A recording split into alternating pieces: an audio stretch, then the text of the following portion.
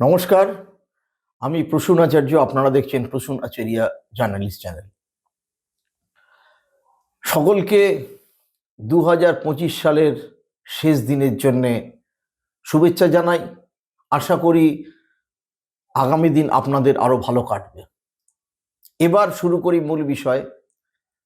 আমরা যখন এই ইউটিউব চ্যানেলটি করেছিলাম পয়লা বৈশাখ এবছরের, তখন প্রথম দিনকেই বলেছিলাম বাঙালি একটা বড় সংকটের মধ্যে রয়েছে।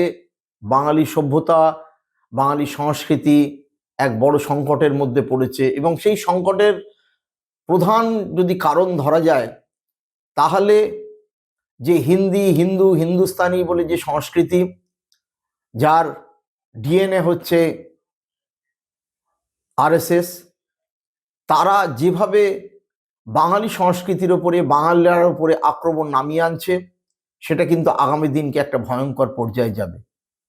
তখনও কিন্তু এসআইআর হবে কি হবে না তার কোনো সম্ভাবনা ছিল না। তখনও কিন্তু এই রকমভাবে রাজ্যে রাজ্যে পরিযায়ী শ্রমিক, যাদের বলা হয় মাইগ্রেন্ট লেবার সকলেই, আমি আবারও বলছি, আইটিতে কাজ করে যে ছেলেটি মাস গেলে 4 লাখ টাকা মাইনে পায় ব্যাঙ্গালোর বা নয়ডায়, সেও পরিযায়ী।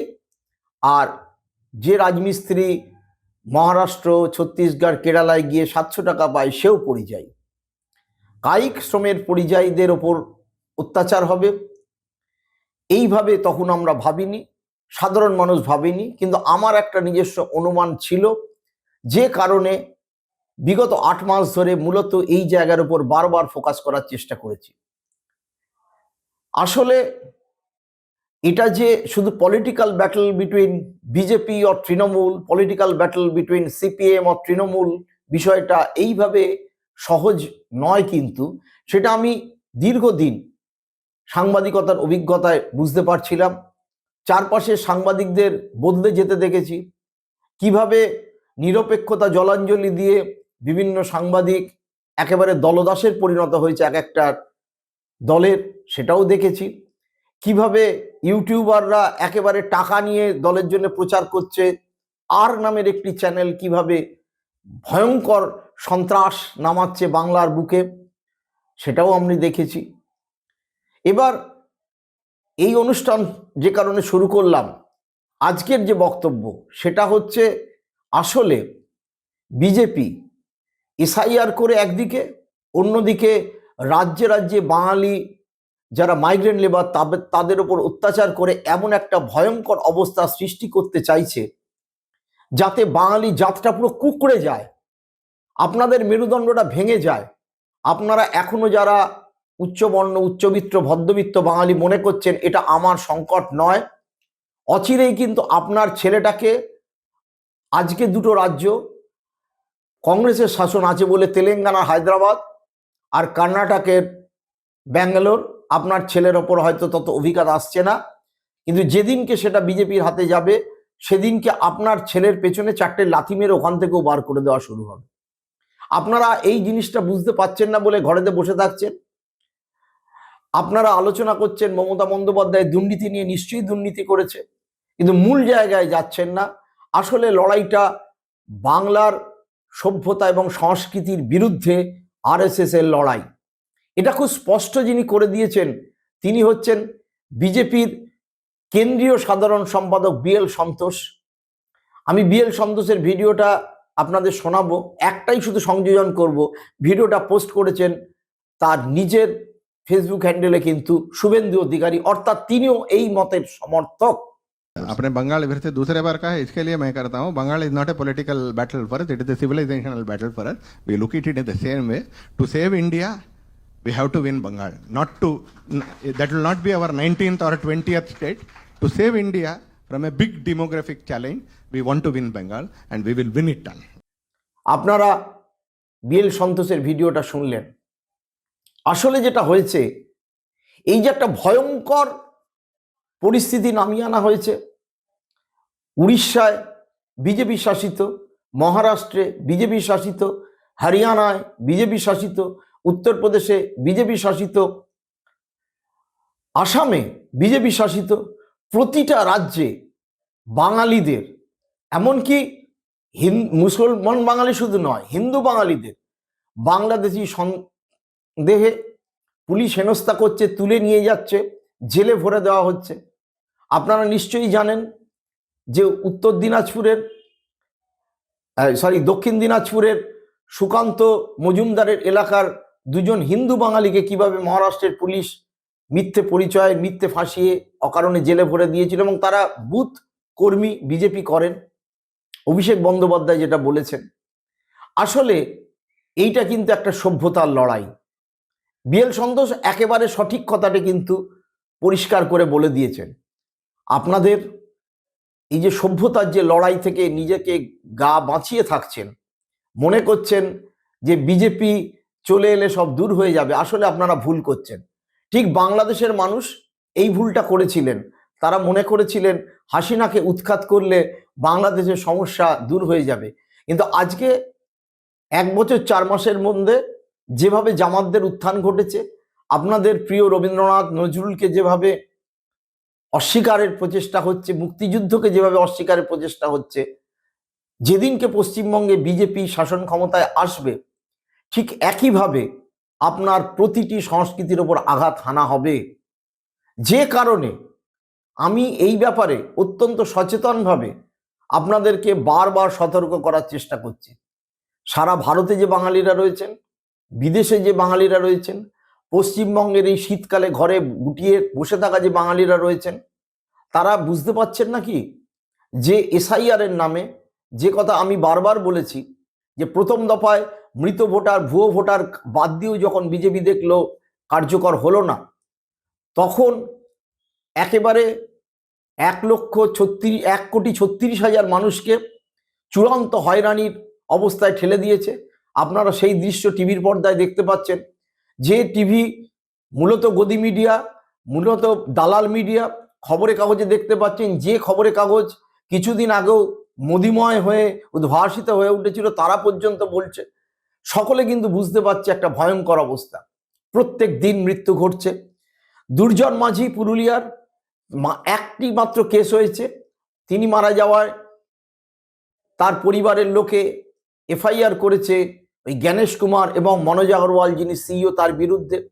তারপরেও দুটো ঘটনা ঘটেছে, পুরুলিয়ায় ঘটেছে,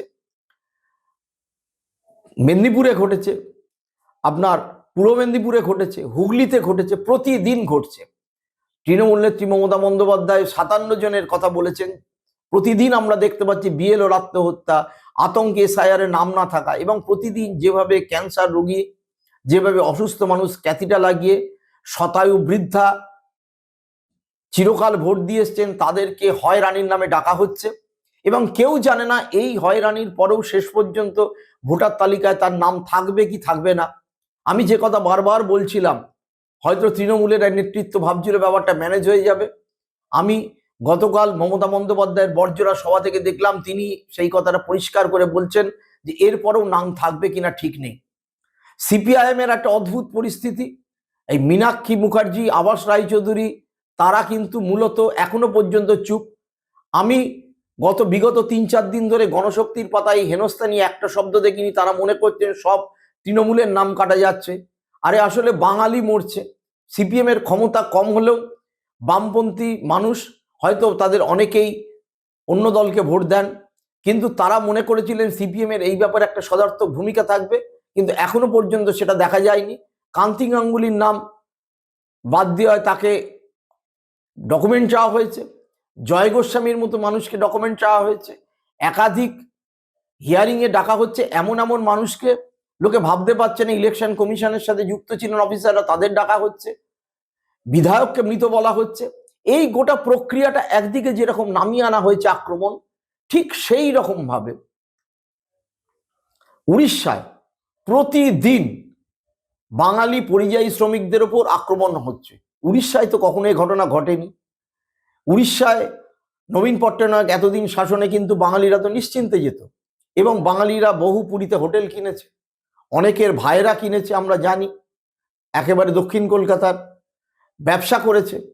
কিন্তু আজকে আমি বলতে বাধ্য হচ্ছি, কেউ কিন্তু নিরাপদ নয়। যে সমস্ত বালেশ্বর স্টেশনে কিভাবে হেনস্থা হয়েছে আপনারা দেখছেন, থুতু চাটানো হচ্ছে, মালখানগিরিতে বাঙালি মতুয়াদের বাড়ি জ্বালিয়ে দেওয়া হচ্ছে, অন্য অংশেও একই রকমভাবে হেনস্থার শিকার হচ্ছে উড়িষ্যায়, মহারাষ্ট্রে। এক ভয়ঙ্কর পরিস্থিতি, এবং এই পরিস্থিতি নিয়ে অদিত চৌধুরী প্রাইমারিলি একটা রিপোর্ট করেছে নরেন্দ্র মোদীকে, কিন্তু এই গোটা প্রক্রিয়াটার দুটোই কিন্তু পরস্পর যুক্ত।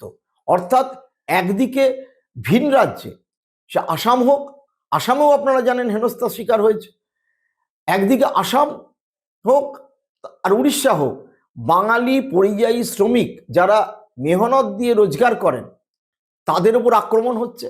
ভারতের সংবিধানে আমি যে কোনো রাজ্যে যেতে পারি, থাকতে পারি, জমি কিনতে পারি, পরিশ্রম করতে পারি, অর্থ উপার্জন করতে পারি, আমার যে কোনো রাজ্যে যে কোনো জায়গায় থাকার অধিকার সুনিশ্চিত করেছে ভারতের সংবিধান। এই গোটা আক্রমণের পর্যায়ে ভারতের সংবিধানকে সম্পূর্ণ নস্যাৎ করা হচ্ছে।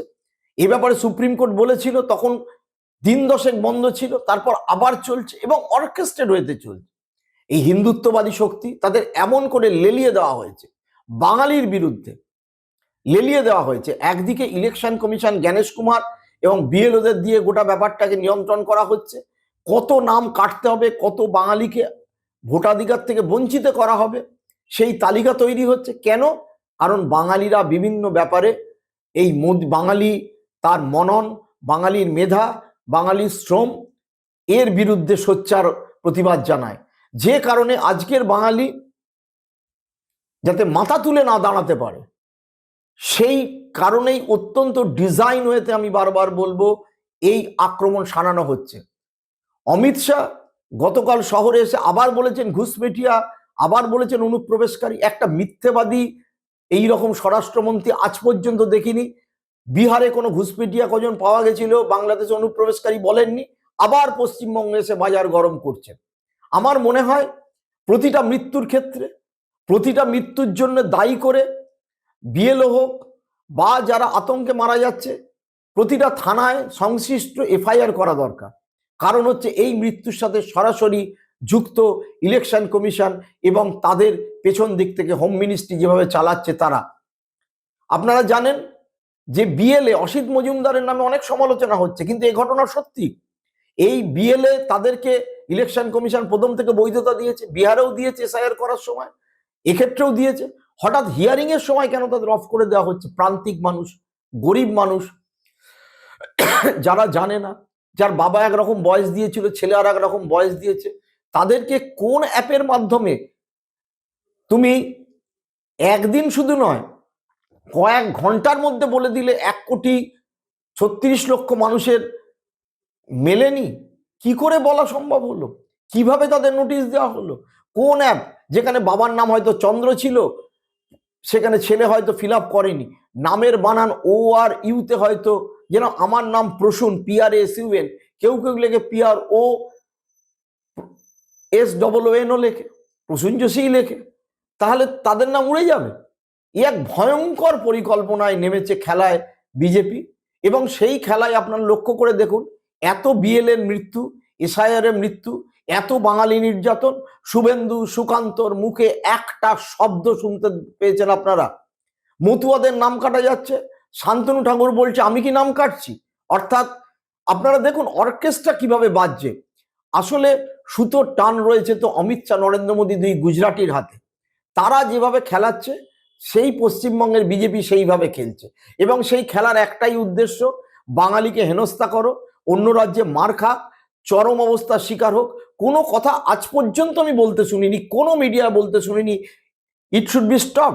মোহন মাঝির রাজ্যই হোক, আর মহারাষ্ট্রই হোক, দেবেন্দ্র ফডনবিসের রাজ্যই হোক, আর সাইনির রাজ্যই হোক, আর যোগীর রাজ্যই হোক, কেন মার খাচ্ছে বাঙালি?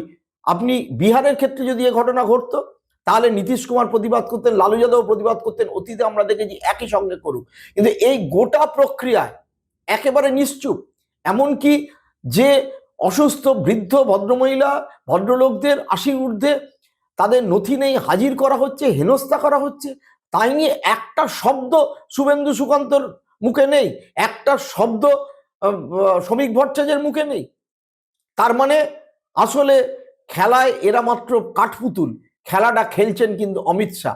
এবং সেই অমিত শাহ এই বর্ষ শেষে এসেছেন খেলার আরো প্যাঁচ মারতে, কি করে বাঙালিকে হেনস্থা করা যায়। বিএল সন্তোষ একেবারে সঠিক কথা বলেছেন যে আমরা আসলে পলিটিক্যাল ব্যাটেল লড়ছি না, বাঙালি সংস্কৃতির বিরুদ্ধে, বাঙালির কালচারের বিরুদ্ধে, বাঙালির বিরুদ্ধে লড়াই। আমি এই চ্যানেলের মাধ্যমে বারবার বলতে চাচ্ছি যে আপনারা ব্যাপারটা বুঝুন। এইবার আসি দ্বিতীয় প্রসঙ্গে। এই লড়াইয়ের কিভাবে প্রাথমিকভাবে যে রাজ্যের টার্গেটেড ওয়েতে বাঙালিকে খেদাচ্ছে, মারছে, খুন করছে, তাড়াচ্ছে, তার হচ্ছে আমাদের প্রতিবেশী রাজ্য উড়িষ্যা।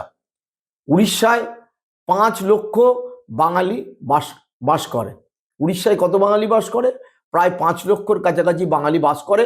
1.5% of the population 2011 সেন্সাসে। তারা অনেকে আতঙ্কিত। কিন্তু পশ্চিমবঙ্গ যেহেতু বাঙালি প্রধান রাজ্য, কলকাতা যেহেতু বাঙালির পীঠস্থান, আমাদের কিন্তু একটা বড় ভূমিকা আছে। কি সেই ভূমিকা? আপনারা পণ করে এই বাঙালি নির্যাতনের বিরুদ্ধে, আপনি তো ভাতে মারুন বা পাত্রে মারুন, আপনাকে যুদ্ধটা লড়তে হবে অন্য ফ্রন্টে।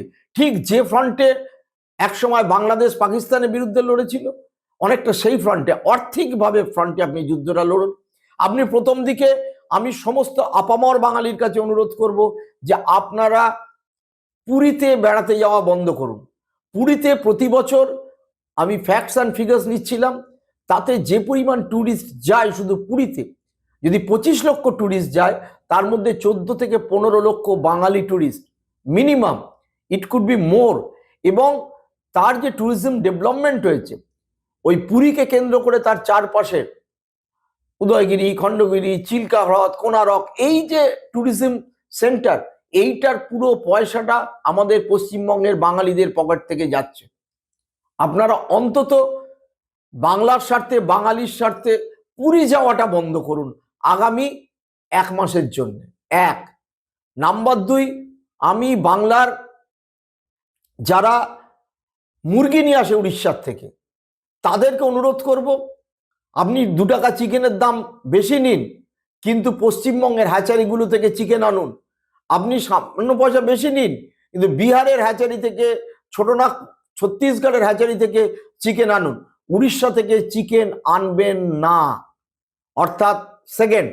থার্ড থিং, উড়িষ্যা আমাদের রাজ্য থেকে আলু পায়, এই আলু ওটা সিজন হচ্ছে, উড়িষ্যায় আলু পাঠানো পশ্চিমবঙ্গের সরকারের অবিলম্বে বন্ধ করা উচিত।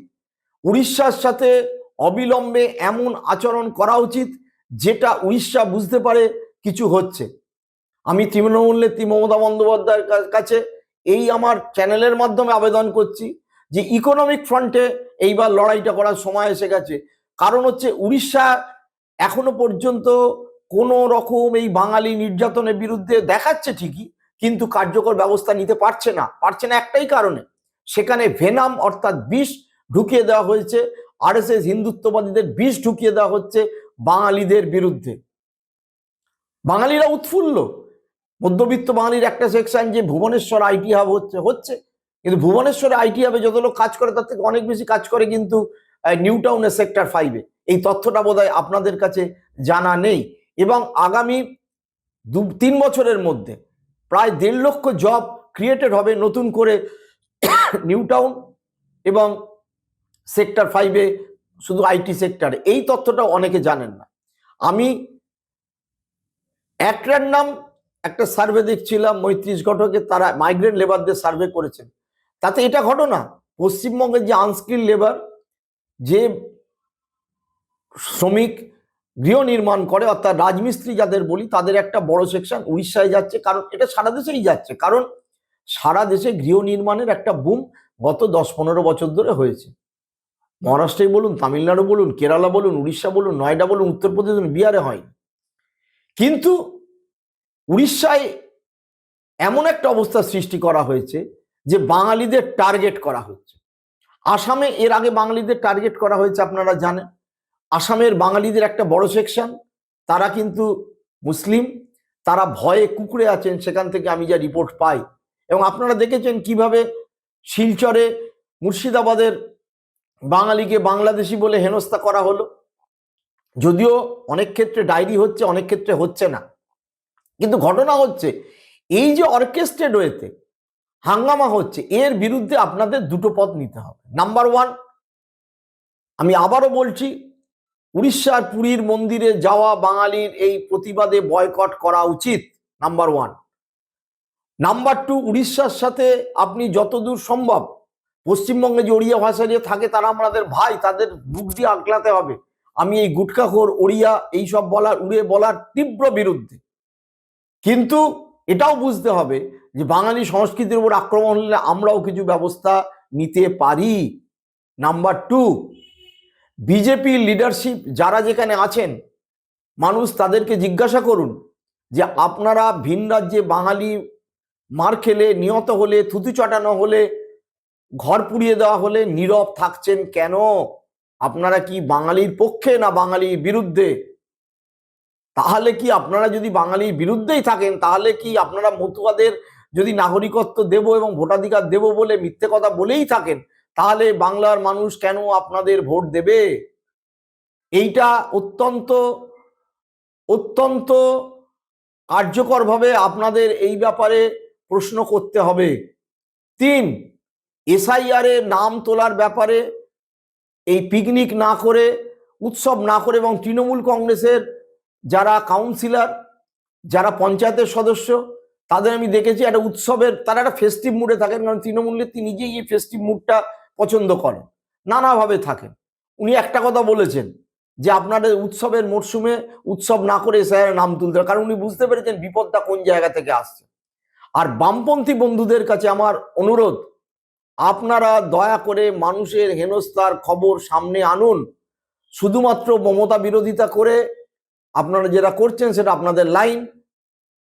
বিশেষ করে ভারত বাংলা বাঁচাও যাত্রায় আমি দেখলাম তারা যারা বলছেন, তাতে কিন্তু আপনারা আলটিমেটলি আরো জনবিচ্ছিন্ন হবেন। আপনারা এই হেনস্থার বিরুদ্ধে সরব হন। আপনারা ভিন রাজ্যে বাঙালি পরিযায়ী শ্রমিকদের ব্যাপারে রাস্তায় নামুন। আপনাদের কথা এখনো পর্যন্ত বাঙালি মধ্যবিত্ত সমাজের একটা কানে গিয়ে পৌঁছয়, যদিও তাদের একটা বড় সেকশন ভোট দেওয়ার সময় মমতার বিরুদ্ধে বিজেপিকে ভোট দেয়। কিন্তু আপনাদের বলা উচিত। আমি এই আবেদন করি আমার চ্যানেলের দর্শকদের, আপনারা যারা শুনছেন, আমার এই ভিডিও বেশি করে শেয়ার করুন, লাইক করুন, কমেন্ট করুন, আর চ্যানেলটি সাবস্ক্রাইব করুন। সবাই ভালো থাকবেন। আর বাঙালির বিরুদ্ধে যে অভিযান চালাচ্ছে সংঘ পরিবার এবং হিন্দুত্ববাদীরা, তার বিরুদ্ধে সরব হবেন। এই বলে আজকের এপিসোড এখানেই শেষ করছি। নমস্কার।